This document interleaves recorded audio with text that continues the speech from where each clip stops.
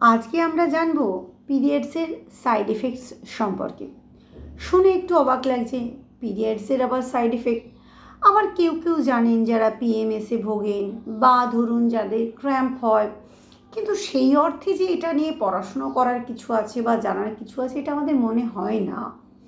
কিন্তু এটা কিন্তু একেবারেই আমাদের ভুল ধারণা। পিরিয়ডসের সাইড এফেক্টস বা পিরিয়ড সম্পর্কেও কিন্তু আমাদের অনেক কিছু জানতে হবে। অনেকে বলবে না জেনেই তো চলে গেল।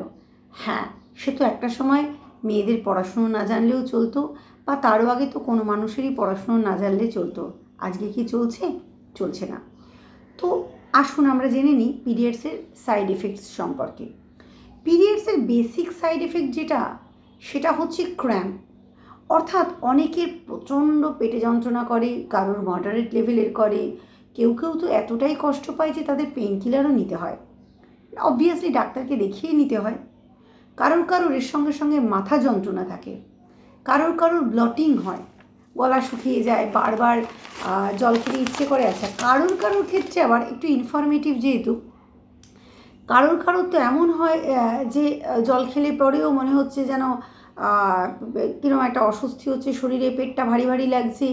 এবং আরও দু একজনের আমি আমার যে কটা কেস স্টাডি করেছি, দু একজনের এমনও দেখেছি যে পিরিয়ডের আগে এবং বা পিরিয়ডের শুরুর সময়টাতে একটু লুজ মোশন হয়, পেটে যন্ত্রণা হয়ে লুজ মোশন হয়। এবার পিরিয়ডটা যেহেতু রেগুলার হয়ে গেল যখন, তখন হয়তো এগুলো কারোর ক্ষেত্রে আস্তে আস্তে কমে। পেট খারাপ, যেটা পেটের সমস্যা, সেটা কমে যায়, গলা শুকানোর যে টেন্ডেন্সি সেটা কমে যায়, মাথার যন্ত্রণা বা ক্র্যাম্পস কমতে থাকে। আবার কারোর ক্ষেত্রে কিন্তু একেবারেই কমে না, পুরো সময়টা জুড়েই থাকে। মুড সুইংস তো দেখুন ইজ এ মাস্ট। বেশিরভাগ ক্ষেত্রেই কিন্তু মুড সুইং দেখা দেয়।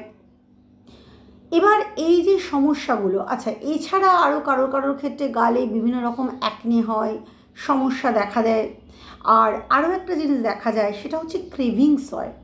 অর্থাৎ ভীষণ খেতে, দেখবেন সিনেমাতে তো প্রেগনেন্সিতে ভীষণ দেখায় যে চকলেট খেতে ইচ্ছে করছে, সিনেমাতে হঠাৎ করে রাত্রিবেলায় চকলেট খেতে ইচ্ছে করলো, বা একটা স্পেশাল কোনো খাবার খেতে ইচ্ছে করলো, বা ধরুন সিনেমাতে আমরা তো এটা দেখি, প্রেগনেন্ট মহিলা মানে হচ্ছে সে একটা তেঁতুল খাচ্ছে বা আমড়া খাচ্ছে বা টক খাচ্ছে।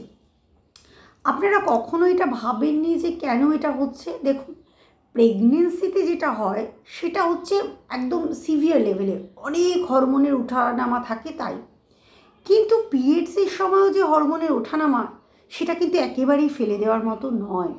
তাই এই সময়তেও কিন্তু মুড সুইংয়ের সঙ্গে সঙ্গে, যেমন দেখবেন প্রেগনেন্ট মায়েরা হঠাৎ কাঁদছে, হঠাৎ তাদের মন খারাপ হয়ে যাচ্ছে, বিভিন্ন।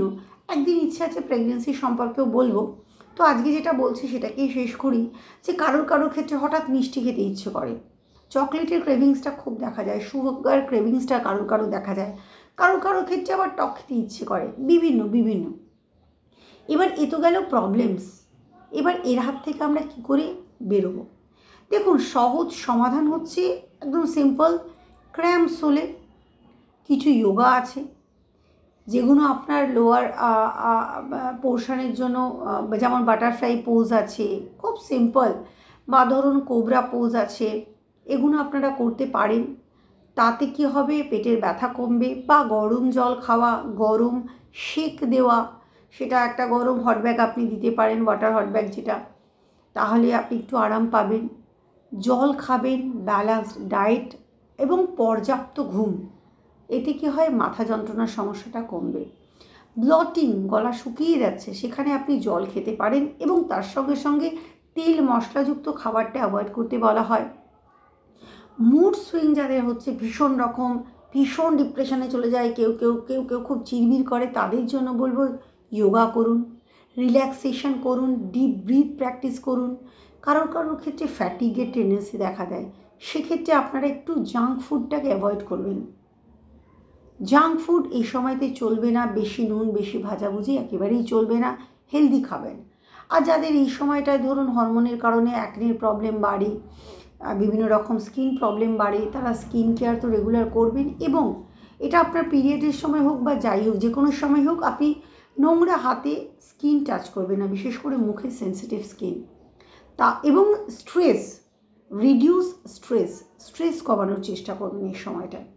আর চকলেট সুগারের ক্রেভিংয়ের ক্ষেত্রে একটু বলবো যে অনেকের ক্ষেত্রেই হয়তো এটা খুব বেশি হয়, কিন্তু আমি বলবো এটা খাবেন না, একটু নিজের ওপর কন্ট্রোল করে রাখুন, একটু মিউজিক থেরাপি নিতে পারেন। মিউজিক থেরাপি খুব ভালো, বা ডিপ ব্রিদিং, বা ধরুন আপনি অন্য কিছু খেলেন, একটা ফল খেতে পারেন, যাতে আপনার সুগার ক্রেভিংসটাও কিছুটা কমলেও কিন্তু শরীরের ক্ষতি হলো না।